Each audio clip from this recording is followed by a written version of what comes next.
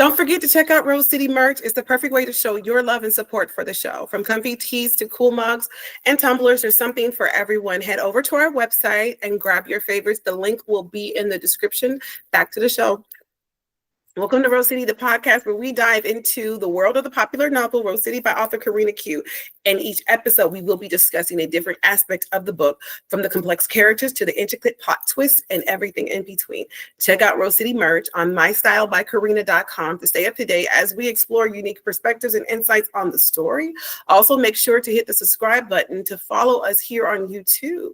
Make sure that you follow us as well on Facebook and IG, TikTok as well. The links will be provided in the description. So good morning, Alicia. How are you feeling today? I'm doing okay. I'm doing good. How are you doing? Good morning. I'm doing pretty good. It's been a morning. You know, we have a little technical thingies going on with lights and stuff and logging into the right things, but we're here and we're ready to go, baby. Okay. All right. So this is episode 52, titled Getting Down to Business. And our icebreaker question today directly relates to some things happening in the story, because we both kind of felt a certain kind of way, because Malia was kind of getting chopped and screwed. And I was like, you're not gonna be putting salt on my girl's name like that. Like, she really did. I was like, if she heard this, she'd be like, okay. Mm-hmm. All right. Fighting. So wait, okay, who you playing with though? But who you playing with though? Yeah. Crushed. It definitely felt like a sense of betrayal. I understand the motive, but at the same time, I don't like it, okay? So our icebreaker question today, it says, tell us a time where you were betrayed by someone and how did you find out, baby? We're going to dig deep and dirty. What you got for me, baby? Many stories, but I'll just choose one to kind of keep it short, and not, whatever. But it was actually my previous job. We all talked about that before, where I became really close friends with one person. And for me, that's out of character, because I don't like people too much. And thought I was getting along pretty well with my alleged boss. And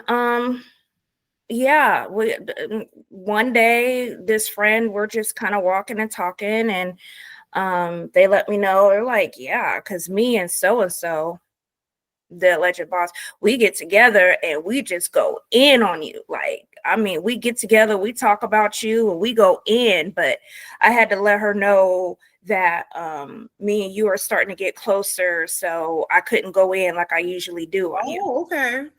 So that's how I found out. The MF actually told me.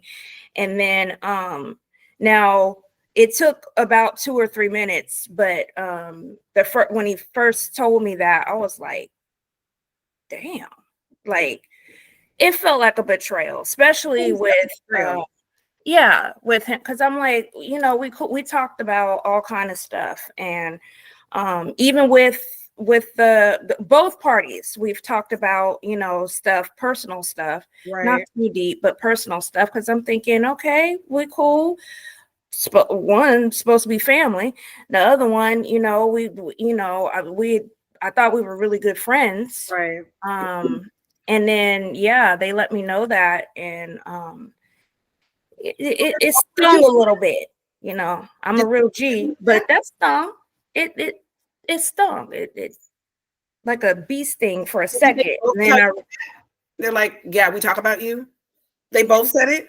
Yeah, no, they both didn't say it, but he told. Oh, okay. Mel is the one that told me that they get together. Like, that's one of their things. They like to get together. They talk about me, and they go. When he says go in, I know what he meant, because I've heard him go in on other people. Right. After that, we didn't fall out, nothing like that. I just kind of was like, okay, now I know how to proceed with you two. I'm not going to make a big scene out of it, and just kind of leave it alone. At the time, I was like, y'all go in on me? And he's like, not like that, and try to make it like it was a joke or whatever. And I'm like, there ain't no joking about that. But I know he was serious. Yeah. Right. So, that was a betrayal. At least one of the stories I'm going to talk about. And that's how I found out. They actually told me to my face. What about you, Miss Tinky Ting? Well, when we talked about this last night, we both started laughing, because I was like, maybe I've been betrayed a billion times, like over and over and over. You know what I'm saying? And, I think that when you're a genuine person, you know, you like people and you love them, and you're not trying to like find ways to get over on people. Because I'm telling you, the people who have done me dirty were always people who saw me as a competition or somebody that they had to get the jump on first before I got the jump on them. And it was like, that's not how I go through life. I don't go through life, you know, saying, let me hurt you before you hurt me. I don't do that to people, but hey, everybody is different. And so it was a few years back, a friend of mine, so she was like, I'm getting ready to go out of town for my birthday. I want, you know, to do it up big this time. And I was like, girl, yeah, do it big for your birthday. You know, her and her sisters were going. And so she was just really excited. And I'm like, oh, that's going to be so much fun. You guys should go.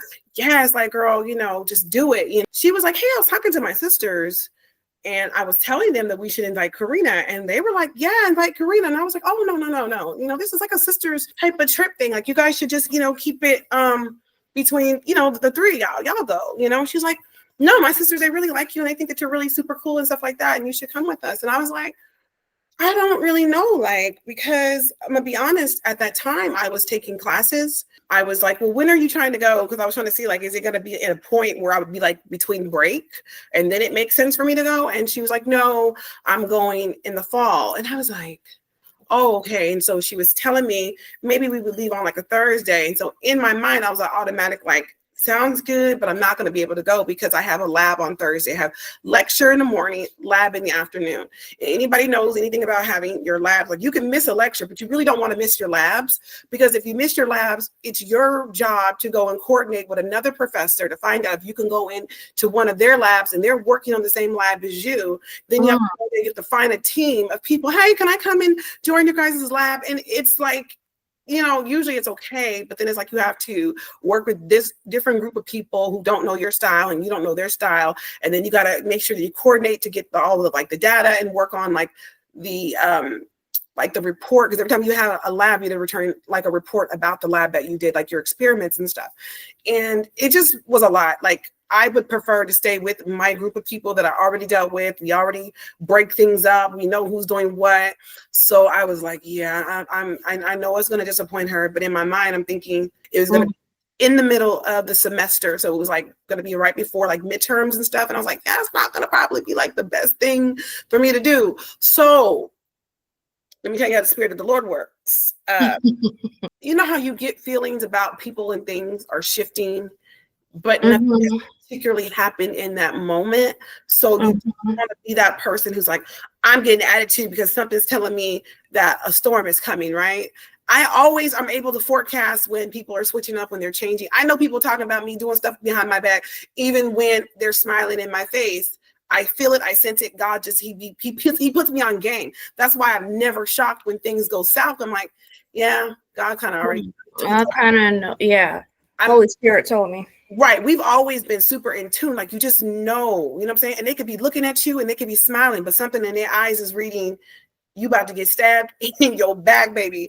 Jason's coming for that, you know, for the 99,000. In the 2000s. 2000s. So she had called me one day and she was really excited about the trip. And she was like, hey, are you going to be able to come? And I was about to just say, no, I can't. But I heard the Lord say, just say yes and watch what happens. And I'm thinking, what? You know, so I did as I was told. You know, I was like, yeah. And that's all I said was yeah. And her voice dropped and she was like, okay. And she got quiet for a second. And I'm doing something else anyway, but I kind of noticed like she was real hyped, like, are you coming? You know, and I was like, yep, I'm coming. And she was like, oh, okay. She was like, well, I mean, you haven't even bought a ticket, so how are you coming? I said, well, you told me you were going to give me the details. You said it was going to be around this part of the month, but like, I need a date. I need a time that you guys are going to be arriving so that I can coordinate my flight to make sure that my flight's arriving around your guys' time. And like, what's the hotel and stuff? And she was like, well, I'm not actually planning any of that stuff. I don't know the exact dates and stuff, or the hotel or the flight or the airline. I just know it's going to be somewhere around the end of the month, but I need to contact my sister because she's the one who's like working it out. And I was like, that's kind of weird, because she at first had given me some dates. And then she was like, yeah, well, we're not going to use those dates anymore. And I kept asking, like, well, I didn't keep asking because I knew I wasn't going to go. But I was like, so like, where are the dates at? And she's like, I'll get back to you on that. So I knew I wasn't going to go. So I wasn't like, oh my God, and I need the dates. I'm so excited, you know? So I kept living my life. And so a few weeks later, she hit me up and was like, so are you going on the trip or you're not going on the trip? Because, you know, we're booking stuff and you haven't booked anything. And I said, well, you were supposed to get back to me the last time and give me the dates and the times and the airlines that you guys are be flying with and like the hotel and stuff, so that I could tell you, like, so I would know like when to fly in and when to fly out. Right. And she's like, oh yeah, let me get the information from my sister because she's the one who booked our flights and our tickets. I don't have any of that information. And even like in the beginning, she was first saying like we could get like a suite with like the adjoining rooms and stuff. Mm-hmm. And then she was like, well, what are you going to do about like a rental car? And what are you going to do about like a room and stuff? And I said, well, you know, I thought we were doing like the adjoining suites, but if we're not, she's like, well, no, my sister just went ahead and she just booked it. And we have one room and there's 2 beds and we're going to just be in there by ourselves. Maybe you could just get like a room on the floor. And I was like, that's fine. Just, you know, give me the information, because if you fly, it's always cheaper to, you know, book your hotel and your rental car and all that stuff and your flight together. You know what I'm saying? You can save money that way. So, she was like, I'll get back to you. So I thought, okay, whatever. So I hadn't talked to her. And again, me and this person never really talked like that anyway. She would always text or whatever. We would send each other like funny videos and stuff. So she was calling to ask me specific questions about the trip. So a few weeks went past and she's like, she calls me, I'm just really confused because like you said, you're going on the trip, but you haven't made any effort.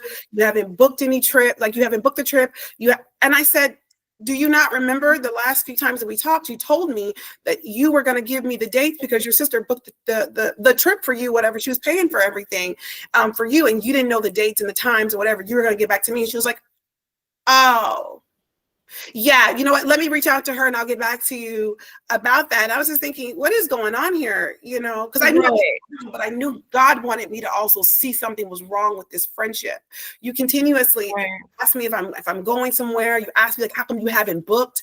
You know, I don't have any dates. So how am I supposed to book something for dates that I don't have? Right? She was just like, you don't seem like you're interested in even going. Like you're not asking me questions. And I said, I've been waiting for you to give me information back about the trip. Like, I'm not a pushy person. Like, I'm very direct, can be a little bossy at times when it's warranted, but I'm not, anybody who really knows me, I'm not really like a pushy person.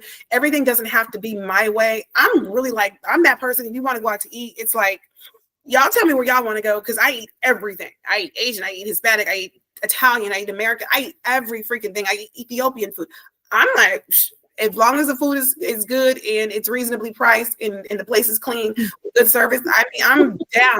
I'm really going just for like to get out the house and have a good time anyway, right? Right. So she was just like, you don't seem excited. Like, you don't seem like you're really like, and I said, I'm sorry, I don't have the dates and stuff. You know, I said, you know, I have to take my kids to school because like my kids weren't taking the bus at that time. They were a lot younger. And I literally physically took my kids to school every single morning and I had to pick everybody up from school. So I had to coordinate because my husband goes to work super early. You know, he's at work 6, 7 o'clock in the morning and the kids didn't start school until 8 something. So I was going to have to figure all this stuff out if I was going to go. Right. So I just told her, hey, I got to get everything in order because I do have kids that I have to make sure. And I don't have family who lives, you know, close to me. So I have to, you know, really work this out. And so she's like, okay, I'll get back to you for sure. Let me just, you know, hit my sister up. Again, for like, what, this is like the 3rd or 4th time? This is the 3rd or 4th time, yeah. Right. And so she gets back to me and was like, oh, I talked to my sister and I was asking her about the dates and everything. And they don't think it's a good idea for you to go because they think this should be a sister trip, you know. And that what you said at first? That's what I said in the first place, you know. And so she was like, they think it should be a sister trip. And yeah, so, you know, she didn't say I'm sorry or anything. She was just like, yeah, they think it should just be like the 3 of us so that we can kind of bond and everything. And I was like, oh, that's totally understood. You know, you guys go and you guys have a wonderful time. So I think at that point they left like the following week or whatever. So I saw her like posting pictures and stuff like that. And, you know, I'm not no hater. I knew I wasn't going anyway, but God was trying to show something, right, in this relationship. Because I tend to stay places way too long when I've gotten a few red flags. So that's just me trying to love people through their mess. Like, well, I'm not perfect. You can't expect other people to be what you now. But I'm like, there's a difference between people being perfect and people just being flat out ugly. You know? Yeah, non Hattie, and that's different. So I saw them, they were out, they all looked beautiful, but I noticed something. They had like matching outfits and stuff like that. Well, not like matching, but like color, like coordinated. It's like they planned. it was planned. Okay. So even if I Yes. would have shown up, I wouldn't have had the colors. And so they would have all been like matching, looking amazing, body snatched, faces looking good, hair doing what it's supposed to. And then I would have looked cute, but I wouldn't have been like on the matchy stuff like them. Yeah. There was conversations going on about like, them shopping and having specific colors and everything. And they all looked fabulous, but it was just like, I wasn't ever actually invited. So it was like people do stuff to try to hurt you, but it didn't hurt me because I wasn't going. Now, if I was going to go, that would have hurt. That would have been like, I would have felt slapped in the face and stuff. But it was like, I kind of felt like she kind of wanted me just to go ahead and just like book a ticket around this time. So then she would have been like, oh yeah, we're not going at that time. Or, it was like, I felt like she pushed it. Why don't you just go ahead and just book the ticket? I was like, how can you book a ticket and don't know when or where? Yeah, how can you book a ticket when you don't know, like, what are the dates? I said, you don't book tickets. Well, I told you around the time frame. And then she tried to, well, you're not putting any effort into this, and you're not asking it, like you were the issue. I was really like, I was like, you keep talking about this trip, but you haven't given me any information so I can, book a ticket or whatever. It was just like weird, whatever. And so I think it was like a few months later, a young woman had went to Mexico with some of her friends, and they unalived their homegirl. And it was on camera, and they beat this girl up, and they left her there. And it was like really horribly sad that like she paid for her friends to get there. She was super excited with all of her friends, and she ended up getting jumped by the people that she thought were her friends, right? So homegirl's like, and this is why I don't travel with fake bees. And this is why I only trust my sisters, and I would never go traveling with anybody. If you're not a part of my family, if you're not one of my sisters, I won't travel with you. Now I'll drink with you, I'll kick it, eat some food or whatever, but I don't trust women like that. I only trust my family. I would have reminded her, like, well, you did ask me, and I'm not your family. The reality was, I didn't act a fool. Like I didn't get offended. I didn't stop liking stuff that I saw on social media. Like I said, they were out and they were having a good time. They took some beautiful photos. I was like, oh, you guys look good, or, I'm liking stuff because it didn't offend me. I probably should have been offended, but because I didn't want to go anyway, I was like, cool, So, but her sending that whole thing about, not trusting other women and people are trying to do you in, and that's why I don't really trust anybody. I felt like she was bringing it up again to be like, and that's why you didn't get invited on our trip, because I don't trust bees like you, without formally saying. Without saying it, yeah, doing that whole general thing. Like very, very generalized. And I had told her, I said, I'm at a point in my life where if I feel bad energy or weirdness from people, I'm not even going to have a drink with you. I'm not going out to eat with you. I don't want you at my house. So it's not just like travel, because you could get me at the casino, right? You know what I'm saying? Like, if the energy isn't right between us, I'm not even going to fake it and show up at the bar. I'm not going to a party. I'm not going out to dinner. We're not celebrating anything, even if it's 10 minutes down the road. I just don't think that if I don't really trust people, that it's wise to have them in my sphere of influence or around me, right? And so it was like God was just like, see, I'm trying to show you something here. You know what I mean? People will try to get you excited for things that they know they never had any intentions on bringing you along with in the first place. And I've had a number of people do that, where if it's not even just like a trip, but it could just be like, oh, I know about this business opportunity and we're going to be working on this project. Did you want in on it? Because I was thinking that your part could be this on the project. And I'm like, oh, yeah, that's cool, whatever. And then before I know it, the project then went forward, and they're like, well, we didn't actually need you for that project, but maybe in the future. You kind of just showed me already. You're one of those people who love to build up something, and then, like, what do we say? They live for the letdown, right? Like, they'll get you all hyped. They'll tell you everything is like good about something, and then, oh no, sorry, we're not gonna be able to do that. But I think because I've experienced these things so many times in my life, I don't actually allow myself to get excited about anything. And it's sad. Right? It's like me and my husband will go on vacation, and he'd be like, "So are you excited? Like, you get ready to go? We going to go to Jamaica? We going to Bahamas?" And I'm like, "I'll be excited once we get there." It's like a lot of preparation and planning that goes into like travel, right? Children and stuff, and you have to make sure like they're good, and you got food at the house, and the cats, and right? So for me, when I go traveling, I don't actually start getting excited until I'm in my hotel room, putting my stuff down, and usually I get in the bed and I'm like, oh, I'm finally here. Now I can get excited. So I have delayed excitement. So if you tell me, yeah, I'm about to do this and I'm going to pull you in on it, okay. Sounds good. All right. Yeah, let me know. Keep me informed. I don't allow myself to get excited about stuff because people will build stuff up just to be like, oh, sorry, I can't do that anymore. And then you're like, oh, darn it. I'm so disappointed. But I'm not disappointed because I wasn't going in the first place, or I don't allow my hopes to get that high. So yeah, that was definitely like a betrayal. The relationship ended up falling apart later on between me and her, which it just kind of, there was no beef, there was no argument.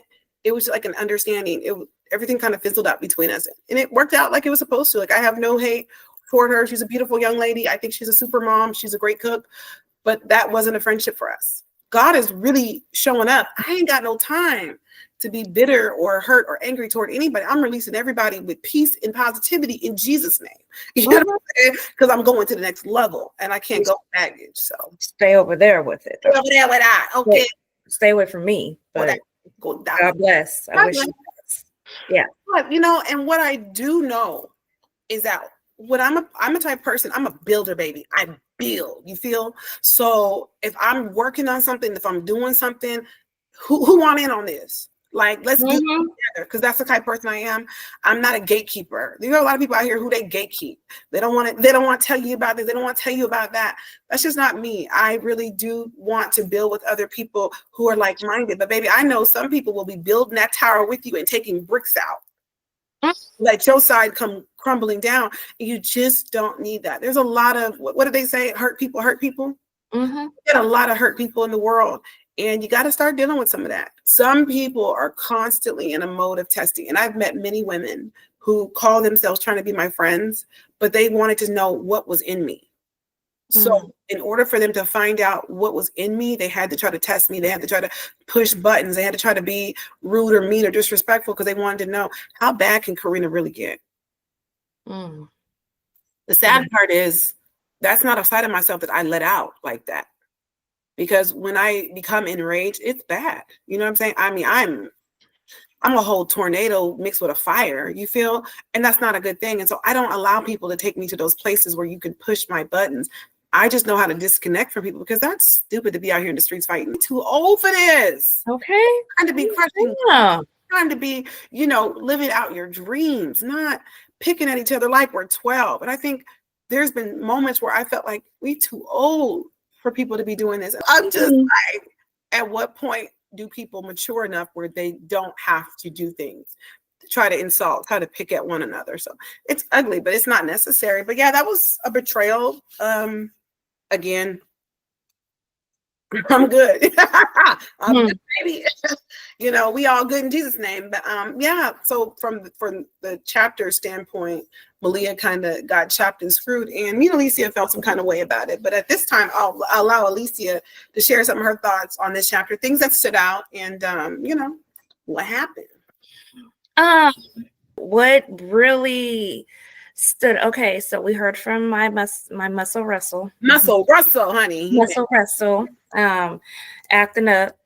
And it was funny. I read that and I was like, that's just like Russell, as if, that like I know him personally. I'm like, that is so Russell. Yeah. Like to push people's buttons and then like, match their energies. But yeah, I read the way that Chan was chopping up Malia, and I got the reason why he was doing it, but then at the same time, it wasn't necessary. Yeah, he didn't have to go into such graphic detail and talk about her like he paid money to be there, like she's a prostitute almost. It was disgusting. And yeah, I was like, okay, a little bit of Chan is coming out. Oh, where he's like, Malia, do what I say, not the other way around. Yeah. When did that happen, sir? We missed that. But it's kind of like, okay, so now we're seeing what's to come. What kind of Right. butthole this guy is turning into. But yeah, it was complete. It was unnecessary. You could have still pushed his buttons. You still could have told him to stay away. You still could have got everything that you needed to get across without dragging her like that. So that's what I didn't like, and that's pretty much what I got out the chapter. I feel like Russell should have did more. Oh, you gotta see him. You'll see him in the next chapter, and you're gonna be like, there's my baby. We're gonna pray for him. He's gonna be in the next couple of chapters, and he's gonna do some things, and even Chan's gonna be like, you know what, I think you have surpassed me and Dad. Like, you have done, like, you'll see what I'm talking about here soon. Because they gonna get the paper signed. You feel what I'm saying? And Russell was like, well, I got a couple of things I want to do. And what he was talking about was related to those papers. And so you're gonna see how it gets. And Chan's like, frick is wrong with you? Like, you had to do all of that just to get somebody to sign paperwork? Okay. He was like, okay. We'll pray for him. We'll pray for him. He's like, I think you might be worse than father. My God. So yeah, what Alicia is talking about, the part that stood out was Chan had said he was going to pop up, on Antonio. It was like, Monday, I'm dealing with him. I'm sick and tired. Because if you go back and you think about it, this was when the girls were having the ladies' night in. They were sitting around talking. People were asking some questions like, about Antonio had come up, and I think Ari had asked, like, have you never thought about dating him? And she's like, oh yeah, for a brief second, whatever. And Chan's like, okay, so we still talking about him. Okay, I know we're gonna do. And so he had called earlier that day. Chan knew that he had called. He wasn't feeling it because he was like, I thought we made some things clear. Got it. I guess I'm gonna have to run up on homeboy and let him know that's my hyena. Keep your hands off of her. We're not gonna do it. So Chan rolls up on Antonio, and he's all, that's my B, and this and that and the other. I mean, and he was trying to rub it in Antonio's face, like, you never got the cat, you never got none of it. You ain't got the Bucci cat, you ain't got the cat, you ain't got none of it. He wanted him to know, like, you have never touched her. Like, I do things to her body that you could only imagine and dream, and and she get wet for me. And I mean, he was just talking crazy, like. And Antonio was looking like, who the hell are you talking about? Like, even Antonio was like, you're not talking about Malia. Like, he ain't nothing but some jump off over here busting it open for you. Right. He kind of got stupid because he was like, yeah, and when you F up, she going to be back on my cock. And I'm like, okay. So men out here matching energy, acting like Malia is this piece of meat that we can all just take a piece and share. No. Not. She's not. She's a very classy woman, and she would be offended to know that you're talking about how tight her cooch is and just stupidity. Like, sir, don't tell people my business. I do Kegels, okay? We haven't been all around the world from London to the Bay. Over here, babe, we've kept it, very demure, very cutesy, very clean. We're not over here just running up body counts. Never that. So you can't. So if I heard somebody was talking about me like that, you're gonna get hurt, because don't ever try to put my name out there in the streets like that. You can never run my name like a credit report. See what you come up with. Clean, baby. It's clean. It's, and so I feel like Malia would have been offended. Like, you was really out here talking about the things that I do, or she get on her knees for me. And I mean, he just kind of, went in, and I'm like, you need to let him know all about our sexual exploits. You need to let him know what it is between us. Like, you're really trying to flex by hurting his feelings, but it was degrading to her at the same time.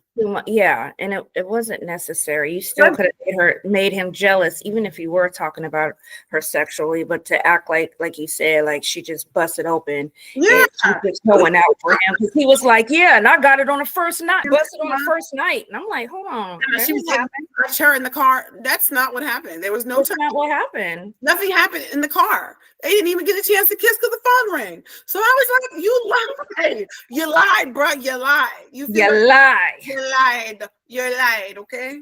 Yeah, he lied. Mentiroso. He lied. Lied.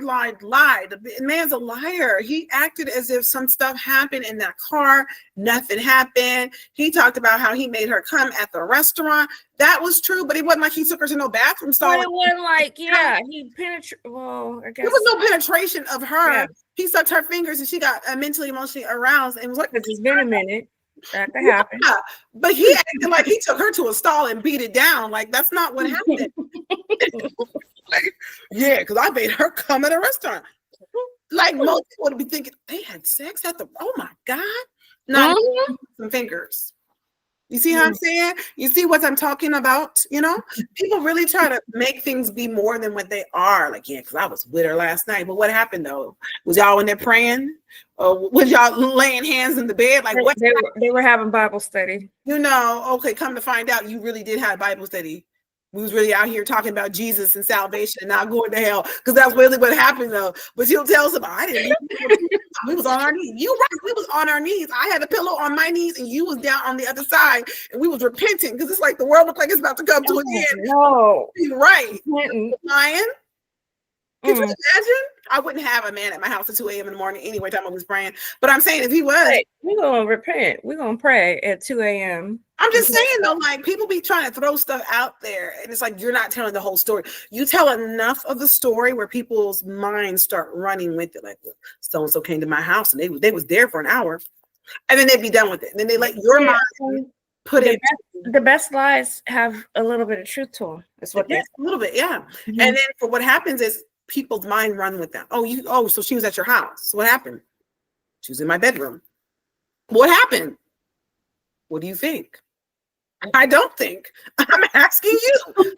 Assume, you know what I'm saying? But people will just, I'm not gonna say. I'm not. But you already said. Didn't Suki say that mess? Like, you were like, what do you think? She's like, I don't think. Okay, I'm thinking is ghetto. Who thinks?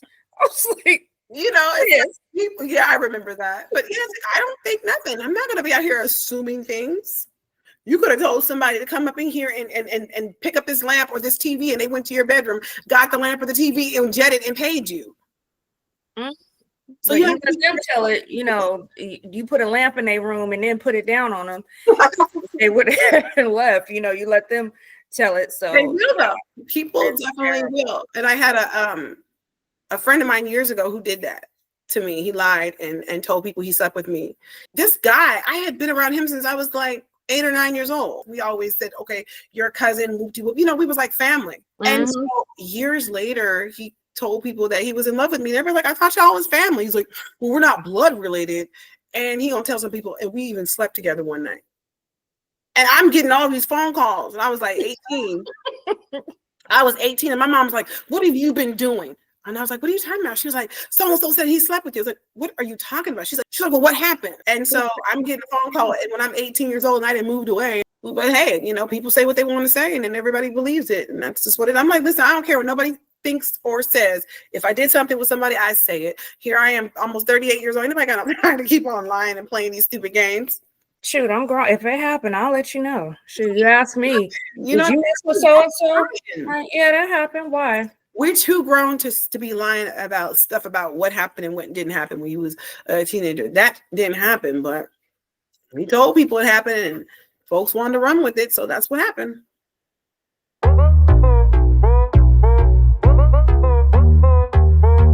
All right, folks, we're going to go into our recap of the story. So basically, this chapter opens up with Russell and Chan going to the office of somebody by the name of Smith and Turner. They have been trying to close on a building that these two men own, and they haven't been getting what they wanted. So at this point, Russell and Chan shows up personally to take the paperwork over to them, and they have adjusted some of the numbers, and Smith and Turner were very angry because they're like, this is way below market value. But if you think back, Chan has to really prove himself to his dad. His dad has now found out about Malia. It was like the morning after or whatever. His dad was like, yeah, and you've been with that girl, and this is why stuff ain't being done. And he had told his dad, like, you told me not to do too much. You told me play this by the book. What are you saying? Just get it done. So Chan's like, whatever. So Chan now has to prove to his dad, I got it in me to get the deal done. It's just you told me to play it by the book, to do things the legal way. So now Chan and Russell are like, we tried to play nice. We want the building. We're basically going to have to do what we know how to do. And that's be triads. Like, we're about to take it to the streets and they're not going to know what hit them. So they went into the office and they, tell them this got to be signed today. And they're like, get out of here now. And you leave. And, Russell, being Russell, was like, well, I'm just not going to just leave because you told me to. And Russell saw this vase and he was like, this looks kind of expensive. And like, put it down. And Russell's like, oh, you want me to put it down? And he was like, you know what? Just hand it to me. Just give it to me. Just, and Russell's like, all right, oops. So he breaks a vase that was like probably like $30,000, right? And they are pissed at this point. They're like, call security. The lady who was the secretary was trying to get out the door and run, and she fell down trying to get out of the door. It was just like a lot of drama. And so at this point, Chan and Russell are back in the car, and Russell's like, he's got to do some other things. And then Chan knew he was going to go see Antonio. And then Russell's like, harassing his brother, like, yo, what's up? You still seeing that chick? Are you still on this sex strike? Like, what's going on? Because I'm trying to figure out what happened. Are you getting some? What's happening? Russell is giving Alicia's personality. You getting some now? You smashing, bro? Like, so he wants the detail. And so Chan's like, I'm not doing all this with you. But, he wants to see pictures of Malia, and Chan been taking pictures of her in bed, and she got hair all over her face. It's like, that's the picture you want to show people. I didn't been tossed by you. Baby, he tossed all kind of stuff, okay? Yeah, I don't been tossed. I didn't been tossed. You put that body in motion, and you're gonna show somebody a picture, and my hair is all over my face. Like, yeah. I always wondered, or when I read that, I wondered about that. I was like, of all the things he could have shown, a picture, any picture. He's had surveillance on her for months. Yeah, any picture, but no, I want you to see her in bed, worn out. She got worked. I want you to see. I put it down on her, bro. That's how put it down on her. Yeah, that's how men are. I put it down on her. I want you to see what she looked like. Makeup smudge, hair mess. Like, is that what we're really doing? So anyway, show a picture of Malia, and the next scene that we see is Chan is in Antonio's office, and Antonio's like, "Oh, you should, call me and told me you was coming. I'm kind of busy today." And he, offered Chan a seat, and of course he declined, and he had a nasty little attitude. And Antonio's thinking, does he know about Malia coming to my house that night and it almost going down? Because his energy is like really, really off. And so Chan starts with his threat, leave Malia alone, I'll break your face. And, he does. And because Chan is Antonio's connect. Okay, so he gets his shipment of powders and weapons from Chan's people, right? That's his connect. And so Chan's like, and because you pissed me off, I'm going to start charging you double. So now he's about to get taxed. He's like, I'm not doing. He's like, nah. He was like, because I know Luca. But see, you guys remember the name Luca? He ran into somebody Russian Luca.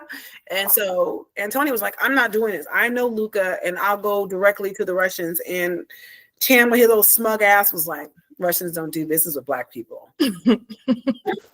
They're not going to deal with you niggas. He's like, they don't do business with you guys. He's like, well, I know Luca personally. I'll talk to him. And he's like, yeah, all right. Better have my money this Friday or we're going to have a problem, and I want double for my trouble. And so he's telling him, you don't leave me alone. This is over. I don't know what you thought you had with her, but it's over. Thank you for introducing us that night at the club opening. But yeah, she's not yours. She's mine. She's mine. And Antonio was just thinking, like, who is this MF come up into my office telling me something? He was like, no, I'm sorry. I've been friends with Malia my whole life, just about. Our families go way back. This ain't over. You may not like it, but I'm gonna be in her life forever. And then he wanted to throw some more stank on it while he was looking for that blick and couldn't find it. So I'm like, who took the blick about the thing?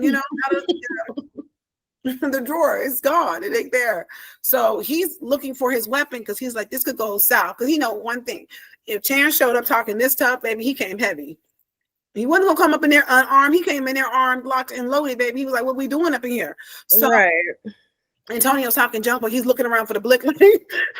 Where my pole at? It ain't there. So he just basically let it be known, you're gonna F up at some point. She's gonna see through all of this nice guy lie that you've been telling. And when she basically starts to crumble, I'm coming for that A, for the 99 to 2000. 9 in the 2000s. Right. And so before they even, before Antonio had gotten his visitor, which was Chan, he was in there thinking about April, and he was just talking about how she had become a demon. She's been mad at him ever since she had to go to Malia's store and tear up a few things, saying how he doesn't even want to marry her at this point, but he kind of feels like he's stuck. Like, you know, he's made this big old, you know, ordeal out of this wedding, and they've got the nice house and the little girl. So it all seems like, yeah, like you're supposed to have been married a few years ago. You got kids now who gonna be in the wedding. So yeah, that should have happened already, right? And so April is just, she's dedicated to this. She's like, I don't like you and I'm sick of what you did, but I'm not giving up my status. I ain't giving up my city. I ain't giving up my place in Rose City. Like, I'm a part of the elite group and I'm going to have what I want to have. And so she's kind of on that Addison energy where it's like, your husband ain't doing what he's supposed to be doing, but you're like, that's fine because I know what I want. I want status. I want prestige. I want privileges. I want it all, you know, and you're not going to get in the way of that. So even if me and you aren't connecting, we're going to keep the sham going. Live your life, but live it in a way where you don't bring me public embarrassment. That's her idea, right? Like, that's what she's doing. But he's, you know, who's I could be with Malia? No, you don't. No, you don't, because you would be doing her the same way that Mike did her. So let's stop it. Let's stop it here, Antonio. Let's stop it. So anyways, the men get to yelling and it gets active.